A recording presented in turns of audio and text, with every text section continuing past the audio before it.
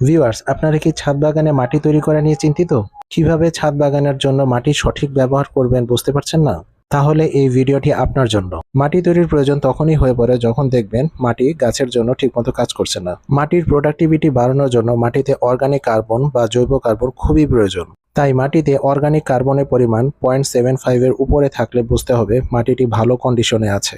আর মাটিতে অর্গানিক কার্বনের পরিমাণ তখনই বৃদ্ধি পাবে যখন মাটিতে পর্যাপ্ত পরিমাণ গোবর সার থাকবে। কারণ গোবর সারে প্রচুর অর্গানিক কার্বন থাকে। তাই আমরা মাটি তৈরির জন্য পর্যাপ্ত পরিমাণ গোবর সার বা জৈব সার ব্যবহার করব। তাছাড়া মাটিতে পর্যাপ্ত পরিমাণ জৈব সার থাকলে মাটিতে জীবাণু দেখা দিবে, আর জীবাণু গাছের জন্য অনেক উপকারী ভূমিকা রাখে। জৈব সারের কারণে মাটিতে প্রচুর বায়ু সঞ্চালন করে। জৈব সার মাটিকে ঠান্ডা, ঝুরঝুরে ও নরম রাখে এবং মাটির জল ধারণ ক্ষমতা বাড়ায়। ভিউয়ার্স, আমরা এই এক ভিডিওতে আপনাদের ছাদ বাগান তৈরি করার জন্য 4 রকমের ধারণা দিয়ে দিব। ভিউয়ার্স, আপনারা ছাদ বাগানে এরকম শুকনো নষ্ট সবজিগুলো টবের নিচে দিয়ে দিবেন এবং উপর দিয়ে মাটি দিয়ে দিবেন। এতে মাটিতে যখন পানি দেওয়া হবে তখন এই নষ্ট সবজিগুলো আস্তে আস্তে পচবে এবং পচে জৈব সার তৈরি করবে। তাছাড়া আপনারা এভাবে সবজি পচিয়ে টবে দেওয়ার পর মাটি দিয়ে ঢেকে দিতে পারেন। এর ফলে সবজি পচাগুলো মাটিতে মিশে উৎকৃষ্ট মানের জৈব সার তৈরি করবে। আপনারা চাইলে এরকম 5 লিটারের বোতলগুলো ছাদ বাগানে গাছ বোনার জন্য ব্যবহার করতে পারেন। এই বোতলগুলো ছাদ বাগানের গাছের জন্য খুবই কার্যকরী। আপনারা চাইলে এই বোতলগুলোতে মরিচ গাছ, টমেটো গাছ, ফুল গাছ ইত্যাদি লাগাতে পারেন। ছাদ বাগানের জন্য মাটি তৈরি করতে প্রথমে আপনারা যতটুকু সম্ভব মাটিগুলোকে ঝুরঝুরে করে নেবেন। মাটি যত ঝুরঝুরে হবে গাছের শিকড় তত ভালোভাবে বড় হয়ে টবের কিংবা জিও ব্যাগের মাটির ভেতর ছড়িয়ে যেতে পারবে। ভিউয়ার্স, প্রথমে আমরা হাড়ের গোড়া মাটির সাথে মিশিয়ে দিচ্ছি। এই হাড়ের গোড়ার ফলে গাছের বৃদ্ধি সঠিক মাত্রায় হয় এবং হাড়ের গোড়া সালোক সংশ্লেষণে উদ্ভিদকে সহায়তা করে। হাড়ের গোড়া মাটি এবং গাছের জন্য ক্যালসিয়াম ও ফসফরাস সরবরাহ করে, যা উদ্ভিদের স্বাস্থ্যকর কোষ গঠনে ভূমিকা রাখে। ভিউয়ার্স, আমরা এখন মাটিতে জৈব সার মিশিয়ে দিচ্ছি। জৈব সার ব্যবহারে মাটির উর্বরতা বাড়ে। এতে ফসলের প্রধান খাদ্য নাইট্রোজেন, ফসফরাস, পটাশিয়াম ও অন্যান্য খাদ্য উপাদান থাকে, ফলে অনুখাদ্যের ঘাটতিও পূরণ হয়।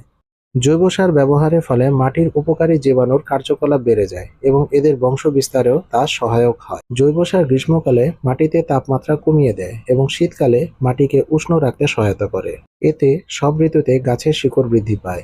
এখন আমরা নিম খোল মিশিয়ে দিচ্ছি, কারণ নিম খোল গাছের রোগ প্রতিরোধ ক্ষমতা বাড়ায় এবং গাছকে পোকামাকড়ের আক্রমণ হতে রক্ষা করতে সহায়তা করে। নিম খোল গাছকে তেতো তেতো করে রাখে।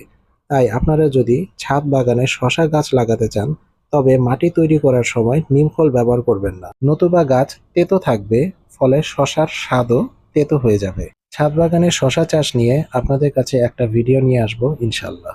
এখন আমরা কোকোপিট দিচ্ছি। ছাদ বাগানে মাটি তৈরির জন্য কোকোপিট খুবই গুরুত্বপূর্ণ, কারণ কোকোপিটে প্রাকৃতিকভাবে উপকারী ব্যাকটেরিয়া এবং ফাঙ্গাস প্রতিরোধী উপাদান বিদ্যমান থাকে।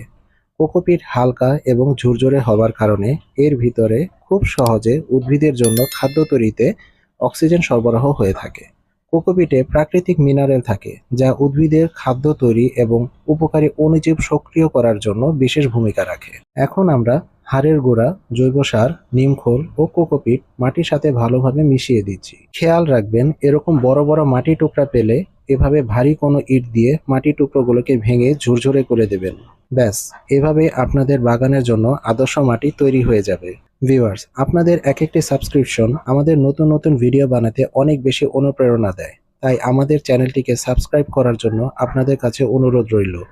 যারা এখনো আমাদের চ্যানেলটিকে সাবস্ক্রাইব করেননি তারা অনুগ্রহ করে আমাদের চ্যানেলটিকে সাবস্ক্রাইব করে রাখবেন।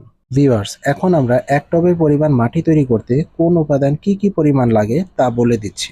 এক টবের মাটি তৈরি করতে আপনারা 1 টব পরিমাণ মাটির সাথে গোবর সার 500 গ্রাম, হাড়ের গুঁড়া 100 গ্রাম, নিমখোল 50 গ্রাম এবং কোকোপিট 200 গ্রাম নিয়ে মিশিয়ে মাটি তৈরি করবেন। এইভাবে মাটি তৈরি করে আপনারা সব ধরনের গাছ বনে খুব ভালো ফলাফল পাবেন। ভিউয়ার্স, মাটি তৈরির পর যেভাবে টবে কিংবা জিও ব্যাগে মাটি সেট আপ করবেন সেটা আমরা দেখিয়ে দিচ্ছি।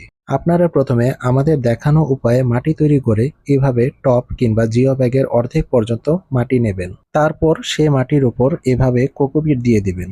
কোকোপিট দেওয়ার পর এভাবে আবার মাটি দিয়ে টবটি পূর্ণ করে দেবেন এবং মাটি দিয়ে টবটি পূর্ণ করার পর আবার উপর দিয়ে এভাবে কোকোপিট ছিটিয়ে মাটির সাথে মিশিয়ে দেবেন। ভিউয়ার্স, এই জিও ব্যাগটিকে দেখুন। এই ব্যাগে অলরেডি সবজি চাষ করে হারভেস্ট করা হয়ে গেছে। তাই এই জিও ব্যাগের মাটির কাস্টমাইজেশনের জন্য এভাবে কোকোপিট মিশিয়ে মাটি সমান করে দিতে হবে। ফলে জিও ব্যাগের মাটিগুলো আবার নতুন করে সবজি চাষের জন্য উপযুক্ত হয়ে যাবে। ভিডিওটি ভালো লাগলে লাইক, শেয়ার, কমেন্ট করে জানাবেন। আর নতুন ভিডিও আপডেট পেতে আমাদের চ্যানেলটিকে সাবস্ক্রাইব করে রাখবেন। আজ এই পর্যন্তই। আল্লাহ হাফেজ।